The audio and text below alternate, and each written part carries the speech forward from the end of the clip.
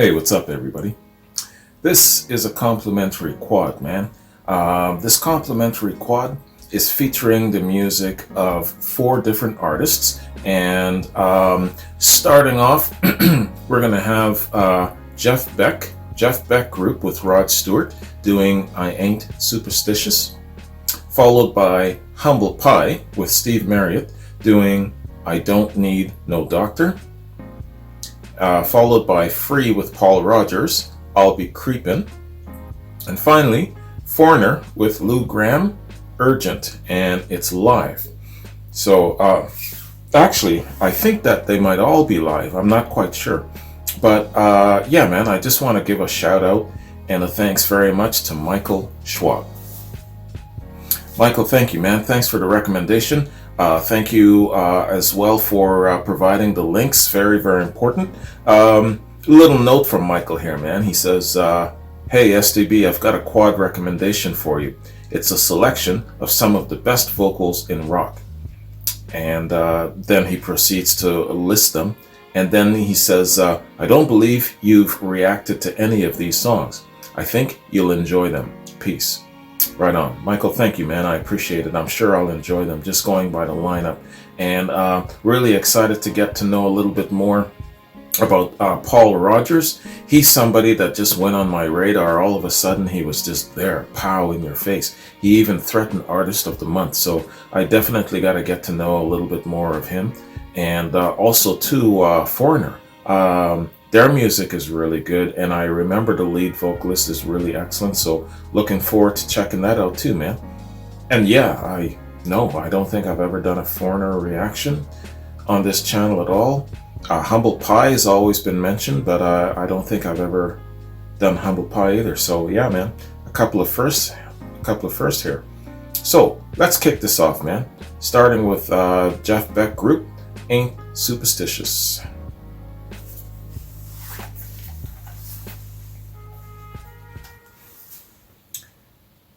Jeff Beck, "I Ain't Superstitious." Let's get it.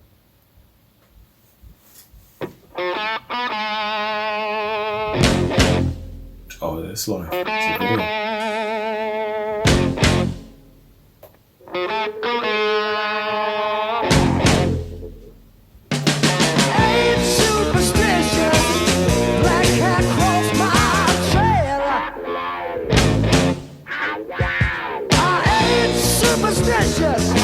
But a black cat crossed my trail. That Lord ain't got me so far, and I won't let it stop me now. Willie Dixon song. The dogs begin to bark all over my neighborhood, and that ain't all. Dogs begin to bark all over my neighborhood. This is a mean old world to live in, and I can't face it all by myself. You know.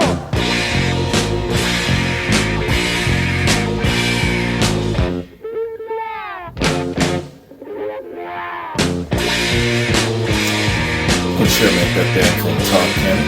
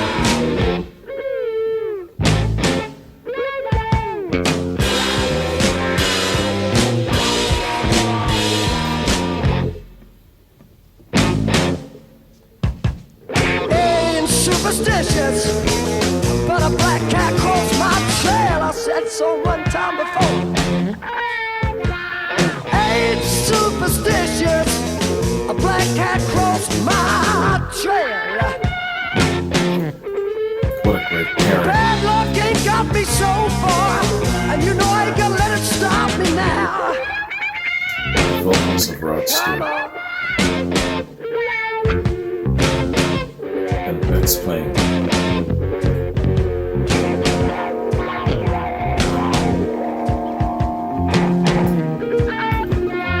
That's a pairing that the Diff Page and Plant are run for it.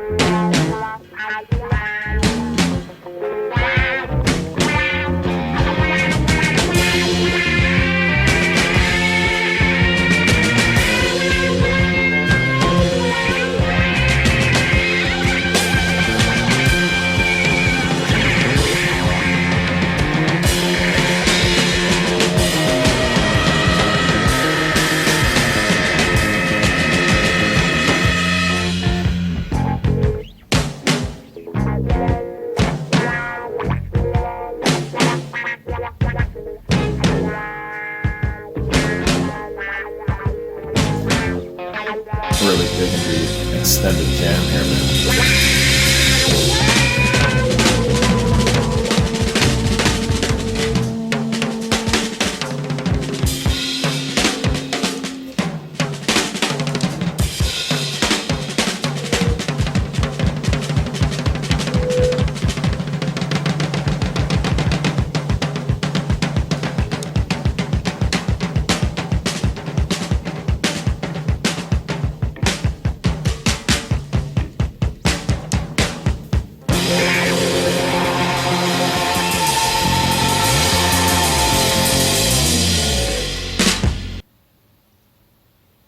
Excellent. I ain't superstitious. Excellent, man. I've heard this rendition before. I heard this jam before. It's been a long, long time since I heard it, but yeah, man, that's taken me way back. Fantastic. That's an excellent, excellent jam. I don't remember the extended jam. That was really excellent. The duality between the vocals of Stewart and Jeff Beck, man. That is something that I've got to look into more. I got to go back in time, check out the history of these two guys, because they complement each other as well as does Page and Plant. Let me tell you, man, I got to check out some more of Beck and Stewart. Excellent, man. So this is a quad. So I gotta get on my structure and not talk too much, man, and not go off too far.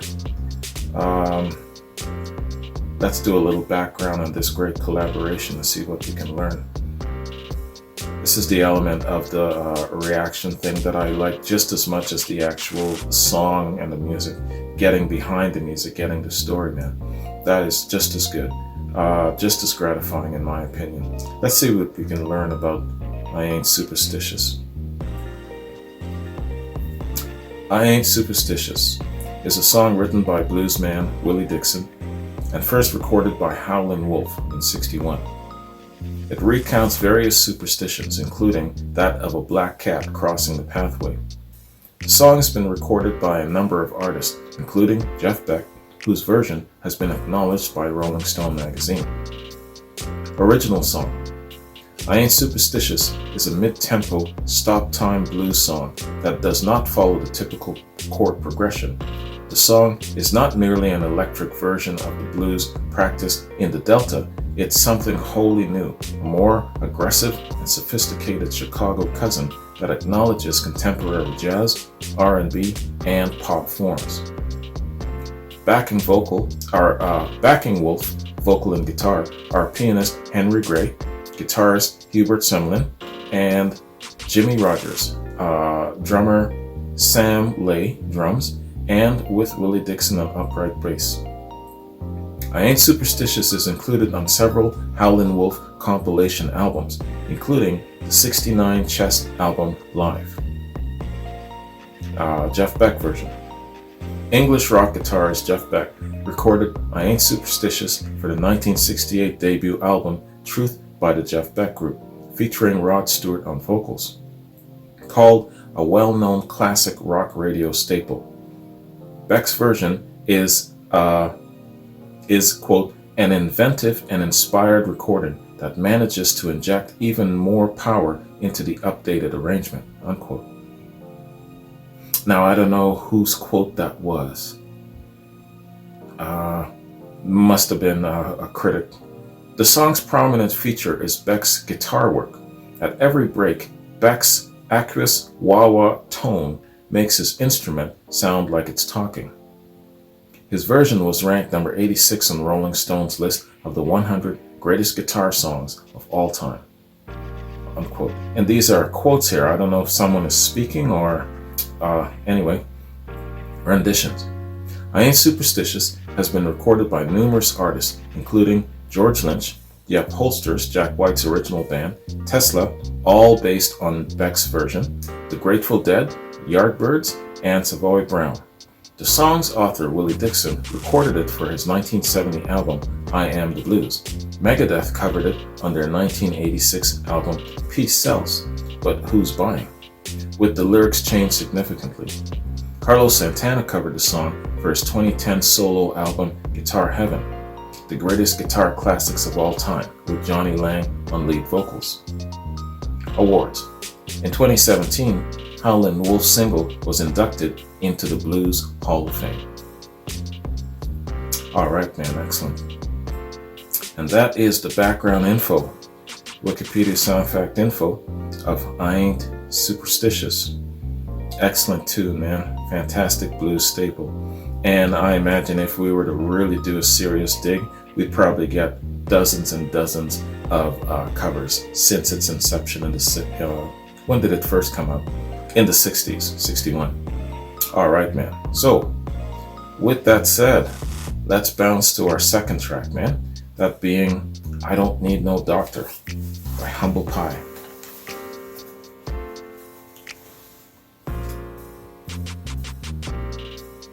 It's a long one too, 9 minutes. I Don't Need No Doctor, Humble Pie. Let's get it.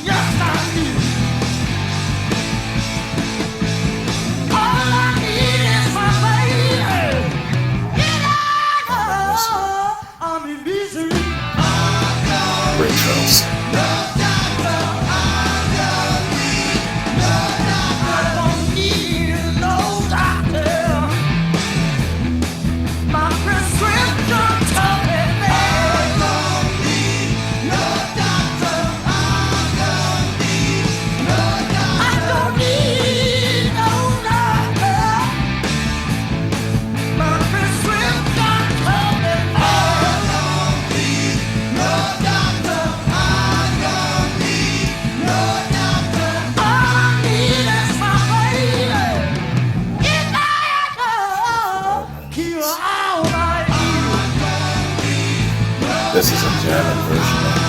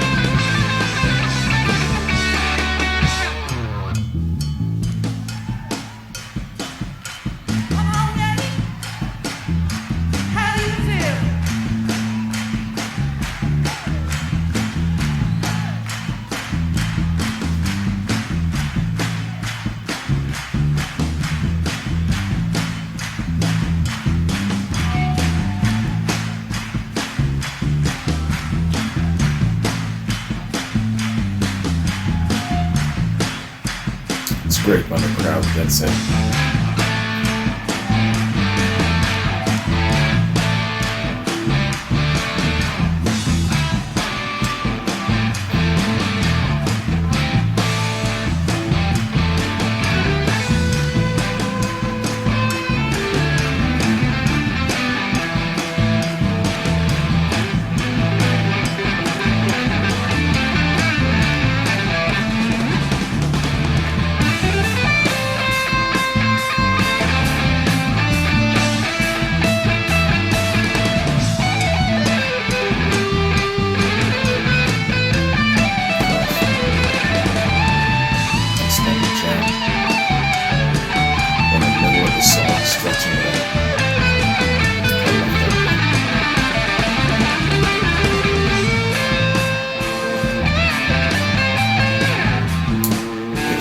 Crowd a chance to get into it more.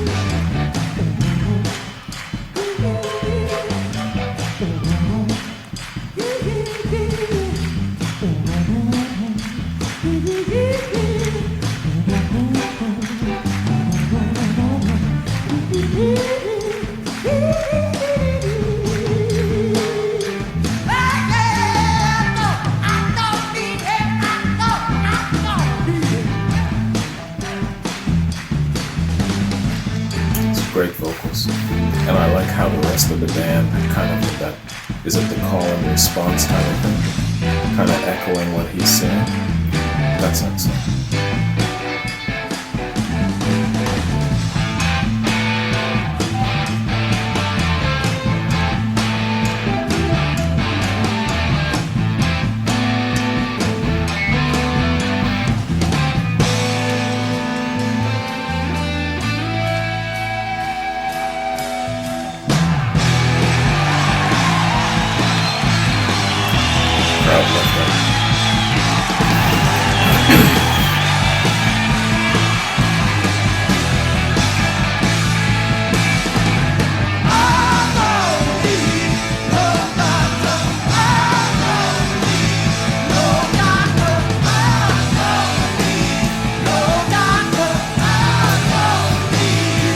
Sorry, man. But this version is the shit. They own this.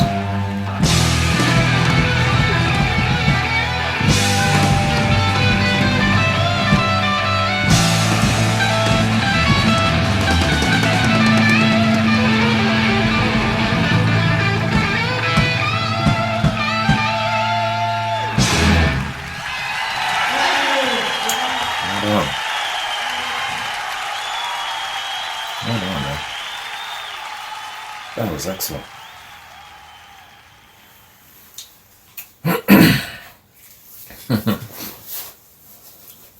Humble pie. Man, I gotta tell you a story about humble pie. First off, that was awesome. That was excellent. They took a 4-minute song and turned it into a almost 10-minute song. Great jam. It was good feels. They were having a good time. That was excellent. Good stuff. I have been meaning to do a humble pie reaction. I don't know. Gotta be, I would say, since I started my Artist of the Month series. So I started the channel in August of 2018. By the time we got to, I believe it was November being the first month, Leonard Skinner was the very first Artist of the Month. So right after that, Humble Pie started to actually threaten the top 5. And I remember a lot of the times in the comment section, whether it's Patreon or whether it's YouTube, I would get, hey, you got to do Humble Pie, you got to do Humble Pie. But I never really had a starting off point because no one would leave me song lists or links, you know what I'm saying? So I still didn't really have a bearing of where to start. Anyway, so when I had this great idea to try and see if I could publish the Artist of the Month results, I thought in my mind this would be really cool so that, you know, I can show everybody what's happening, what's trailing, who's trending, and how that is, because it's cool to actually watch the ebb and the flow. 1 minute, one person is up, and then another person is up the next day, and then someone comes just streaming by everybody, you know? So it was a really good idea for me to actually try and find a way to kind of put that out there so everyone can see the progression for Artist of the Month. I was having fun watching it, so I wanted to share that. Anyway, this is where Humble Pie comes in, man. A couple of months back, I said, all right, hey, let's publish this poll and let's see how the patrons, vote with this poll. Anyway, the first outing of the poll was disastrous. Disastrous. Patrons were jumping on each other for their reactions, taking each other to the task. Man, what the hell are you recommending this for? What the hell are you recommending that for, you know? And Humble Pie came up. And then everyone was jumping on that person. Oh, what's Humble Pie? You know, there are more iconic bands. There's this. And so from that skirmish, Humble Pie has forever been burned into my brain in a way that I said, okay, I definitely have to check out Humble Pie and kind of get a feel for them, get a feel for their sound. I knew they would be good, you know, but seeing that my Artist of the Month series was still new and fresh out of the chute, I guess the idea of a lot of the patrons was there was a lot of bigger iconic bands to that should first fit the slot of Artist of the Month. And so that's what I was kind of getting the impression about. Anyway, long story short, man, that experience is forever burned into my brain. And every time Humble Pie crosses, I think about that experience, you know. The patrons, thankfully, got my cue that I didn't like that shit. It turned me off big time. And I said I will never again. Actually, I pulled the poll down for a couple of months. And I said, I'm not going to do this shit again if you're going to attack each other. That was not cool. So I tried it again. And so next time around, now it's more civilized. Now it's better. There's been a couple of patrons who were kind of troublemakers and they were stirring shit up. So I had to kind of, block them and get rid of them. So now, it's a really nice civilized process, the whole Artist of the Month thing. But where Humble Pie is concerned, man, I remember that experience. It wasn't cool. But that's nothing to do with the goodness and the greatness of the band.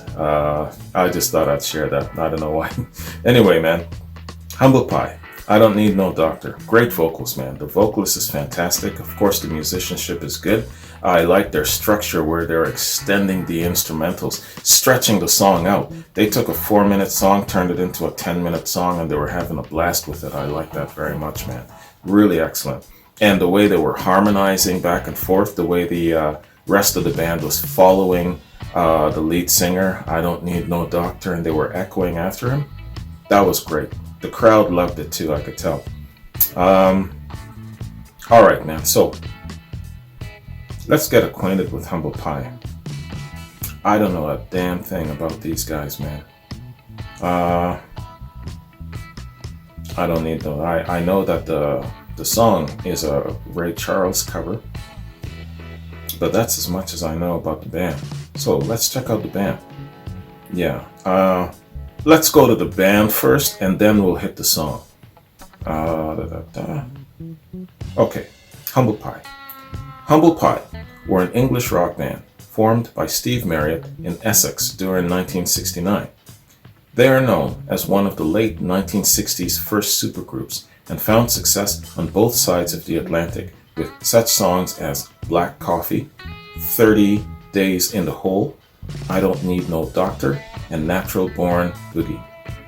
The original band lineup featured lead vocalist and guitarist Steve Marriott from Small Faces, vocalist and guitarist Peter Frampton from The Herd, former Spooky Tooth bassist Greg Ridley, and a 17-year-old drummer Jerry Shirley from The Apostolistic Intervention. I Don't Need No Doctor. I Don't Need No Doctor is an R&B song written by Nick Ashford and Valerie Simpson and Joe Armstead. Oh, I didn't know that. Ashford and Simpson. Excellent. We're United? You guys know that song. First released by Nick Ashford on Verve in August of '66, it went nowhere. It was then picked up and recorded by Ray Charles and released in October of 1966. The Ray Charles version, of course, is fire. If I can find it, I'll attach it in here so you can kind of compare. Over the years, it's been covered by bands such as garage rock band The Chocolate Watch Band in 1969, Humble Pie in '71, New Riders of the Purple Sage in '72, metal band Wasp in '86, by rock band Great White in '87, and by the garage punk band The Nomads in '89. Styx also covered this song. Humble Pie's version became an FM radio hit and reached number 73 on the Billboard Hot 100 singles chart. Someone sent me, I believe it's a double shot for Styx, but it's more soft rock listening, they were saying, so they're recommending it for the Beyond Classic rock channel, so that'll be coming up shortly. In 2004, the blues singer Beth Hart performed a live version with her band, shown on the DVD Live at Paradiso. Yeah, Beth Hart's coming up actually on the other channel as well in a couple of weeks. In 2005, the Brazilian hard rock band Dr. Sin recorded a version for their 6th album, Listen to the Doctors, a covers album with only songs with the word Doctor in the title. The version of Dr. Sin was inspired by the Humble Pie version. A singer-songwriter, Joan Osborne, covered the song on her 2012 album, Bring It On Home. It was also covered on 1980s mod band Secret Affairs' 2012 album, released Solo Dreams. In 2014, Demented Skunkcats covered the song on their album Splatter Baby in a psychobilly version. Okay, let's stop there, man, because there's a lot of covers. Yeah, we don't want to keep going. All right, Good info, man. That's Wikipedia song fact info on the band and the song. Great cover of the original. They own this one. I'm sorry, Ray, but they own this. All right, man. So let's check out our next track, man. That being Free. I'll Be Creepin'.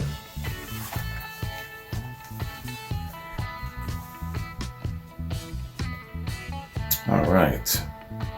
I'll Be Creepin'. Doing their thing. Free. Let's get it.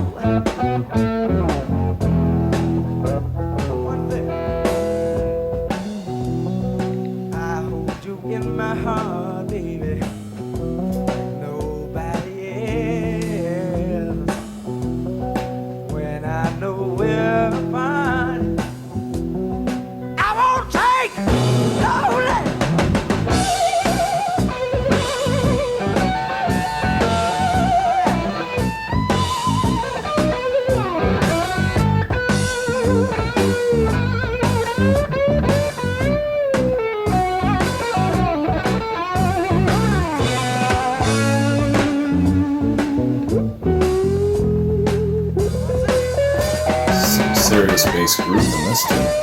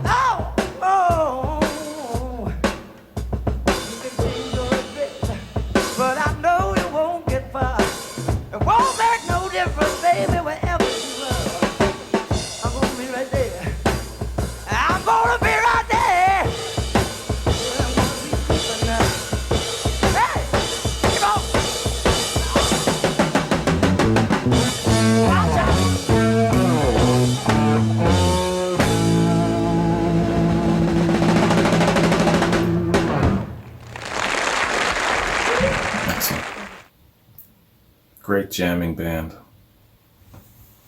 If you give Paul Rodgers to any band, they can have the shittiest musicianship. They can be the worst instrumentalist ever. But you give Paul Rodgers to a shitty ass band and he will elevate them up and they will have a successful career. He's that damn good. You're talking, yeah, Michael, you're right, man. Yeah, you're talking about some serious vocals here, and so far, you've been on the money. All three of these vocalists so far are top notch, man. And I can say that about all three of them. You know, you can take a shitty ass band without a good singer, give them one of these three, and boom, you've got success, definitely. Yeah, Paul Rodgers is someone I really got to get to know. There's Free, there's Bad Company, and the Jimmy Page collaboration there. Come on, man. The Firm. You would have kicked my ass for that, I know. Yeah, The Firm. So there's a lot of Paul Rodgers stuff that I have to look into, man. One day, we'll see. But anyway, for now, let's do a little background, man, on this excellent jam. Really, really good showmanship. The crowd was very tame. You know, maybe they were told, okay, we got to be civilized. The cameras are going to be rolling. We're going to be showing it in mainstream TV, so it can't be ruckus or crazy. So you got to chill out. I'm sure that's probably something like that. All right, Free. I'll Be Creepin'. I'll Be Creepin' appears on the album Free. And yeah, it's just album info more so than anything. Free is the second album by English rock group Free, recorded and released in '69. The band had spent time touring after their debut album Tons of Sobs the previous year, and there is a marked difference in the musicianship of the band as well as Paul Rodgers' voice. Whereas Tons of Sobs had been produced by Guy Stevens, Free was produced by the head of Island Records, Chris Blackwell. Now, was that change a good thing or was it not so good? It doesn't say. But let's read on. Recording. This album saw the burgeoning of the songwriting partnership between Paul Rodgers and bassist Andy Fraser, which had been glimpsed on Tons of Sobs with songs such as I'm a Mover. Here, 8 out of the 9 tracks bear a Fraser-Rodgers credit. Possibly as a result of the 16-year-old Fraser's influence as a songwriter, the bass guitar is far more prominent here than on the previous album. Yeah, the bass groove was solid. The instrument is used as a rhythm guitar, driving the songs, while Kosso's lead guitar develops from it. While Fraser and Rodgers made a strong writing partnership, tensions in the band increased. Kosso, whose natural spontaneity had been given free rein up to then, particularly resented being taught very specific rhythm guitar parts by Fraser. However, Blackwell managed to keep the band in line to record the album. Yeah, divisions like that, you know. I guess sometimes you gotta recognize when change is necessary, when change is vital to the band's longevity. You can't be short-sighted about things like that. But then again, maybe his spontaneity would have basically just heralded the band all the way into the stratosphere. Who's to say? But what do you think of that? If you know your Free history, answer this for me. If they had allowed Kosso to continue with his spontaneous guitar playing, would it have elevated them more? Or do you think that they should have followed more a structured approach that Fraser was trying to actually establish? And how do you think the band would have fared following each respective cadence? Let me know about that. I'm only kind of reading here, but maybe the reason why I'm asking this question is I'm thinking about, for example, John Fogerty and CCR. where Fogerty was the creative driving force of the band. He wrote all of the songs and all of that sort of thing. He did a lot of arranging.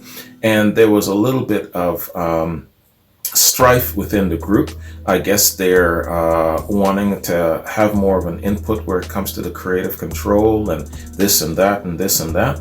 But in the end, I believe that there is a little bit of wisdom that has to be acquired, and you got to give way to the driving force, to the motor of the engine. What I'm saying is, familiarity breeds contempt. They're looking at John Fogerty that, yeah, this is our brother, this is our friend, this is the guy that we knew growing up. Familiarity breeds contempt. You know, he's no great singer, he's no great anything, he's just John.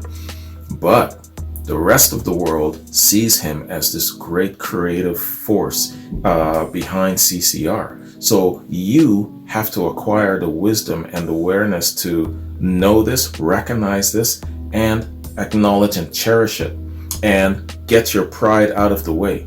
If he is the leading creative force of the band, he's only going to take you along with him as he soars towards success. So recognize this. Sometimes fall in line, you know, and just go with the flow. Am I right? Am I wrong? What do you think of that? In Kosov's case, the guitarist, I'm feeling that he had to fall in line a little bit more, grab some wisdom, and settle down a little bit and just go with the flow. What am I in the right frame of mind here? I'm sure there's other things to consider, especially if you're a musician and you've had these experiences. Set me straight. Let me know if I'm on it or if I'm just out of it. I'm sure you'll knock the shit out of me if I'm not on it. All right. Where the hell was I, man?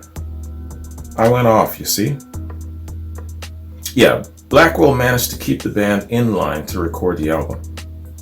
The album performed poorly on release. See? Divided we fall. Reaching only number 22 in the UK charts and failing completely in the US. 2 songs from the album, I'll Be Creepin' and Woman, were later covered by American rock band Three Dog Night. Album cover. The album is notable for having innovative artwork from Ron Raffaelli of The Visual Thing Incorporated. It is featured in the book 100 Best Album Covers alongside better-known examples such as Peter Blake's cover of the Beatles' Sgt. Pepper's Lonely Hearts Club Band and Robert Crumb's artwork for Big Brother and the Holding Company's Cheap Thrills. The book was part compiled by Storm Thurgerson, who had designed many famous album covers such as Pink Floyd's The Dark Side of the Moon. Raffaelli made the cover by photographing his model with strobe lights to make a silhouette of her against the background, on which he could then overlay the design. Hence, the album has a design of a woman made of stars leaping across the sky. The band's name is printed in extremely small letters at the top of the cover. With CDs being much smaller than LPs, this is almost unreadable.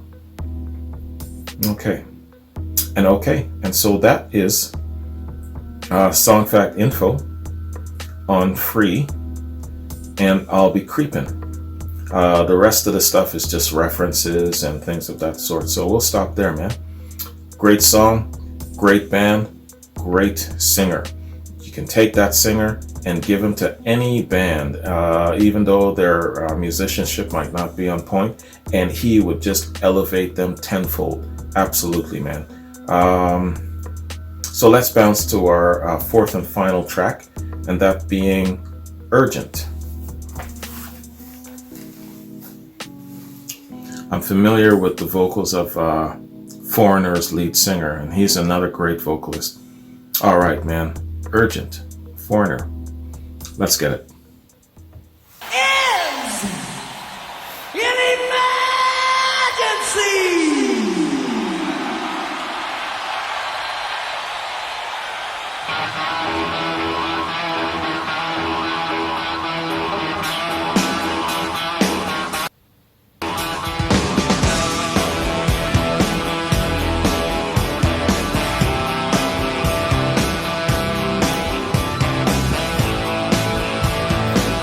I've never seen Foreigner live.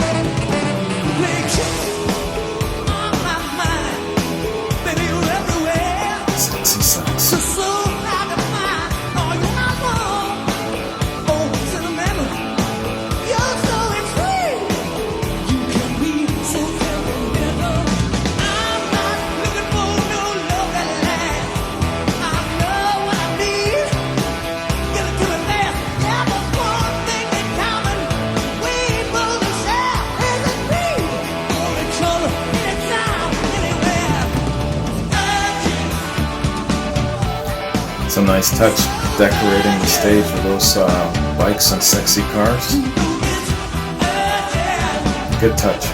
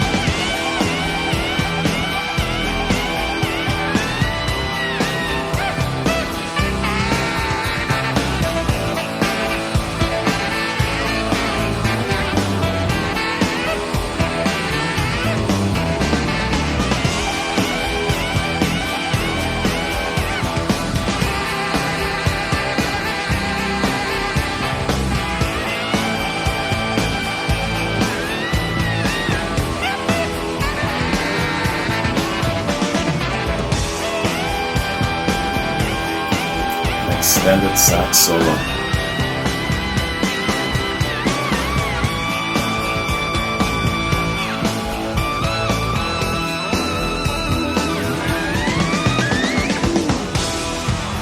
Excellent.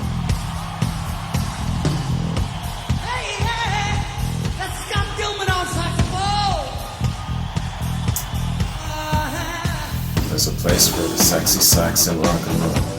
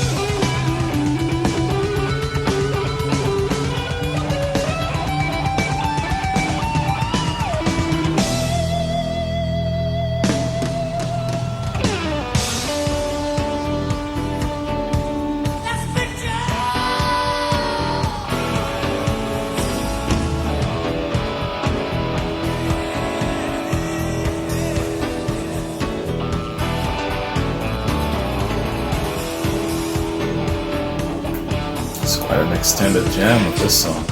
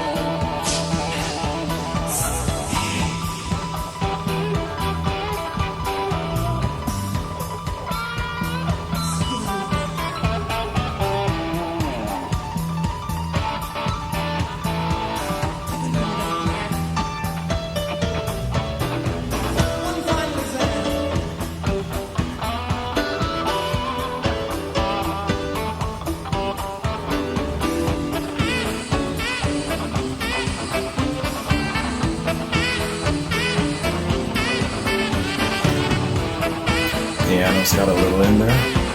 Yes. More sexy sax is always good.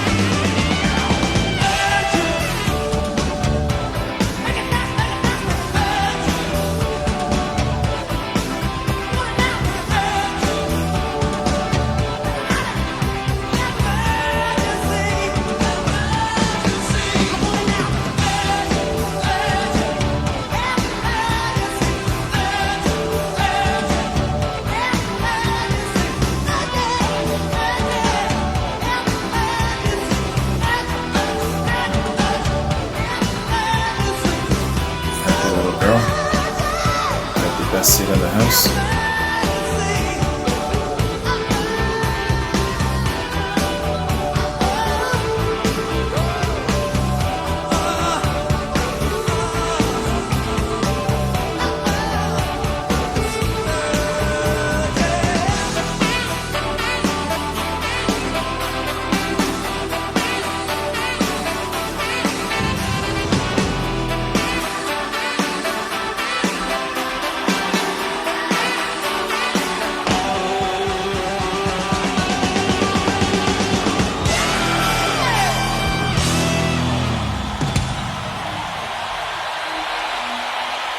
Nice.